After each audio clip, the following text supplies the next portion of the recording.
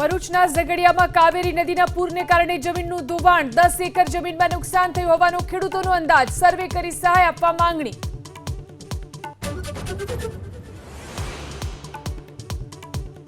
મહારાષ્ટ્ર સરકારે રાજ્યમાં analogue cheese પનીરના વેચાણ પર મૂક્યો 1 વર્ષ માટે પ્રતિબંધ, એફડીએની ભલામણ બાદ લેવાયો નિર્ણય.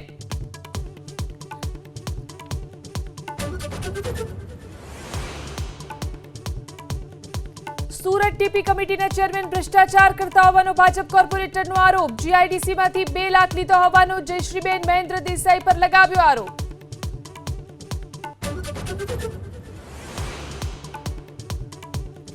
ભારતીય રિઝર્વ બેંકે રેપો રેટમાં નથી કર્યો કોઈ ફેરફાર, રેપો રેટ 5.25% પર યથાવત. આરબીઆઈ ગવર્નરે કહ્યું, આંતરરાષ્ટ્રીય બજારમાં સ્થિરતાને કારણે વધી મોંઘવારી.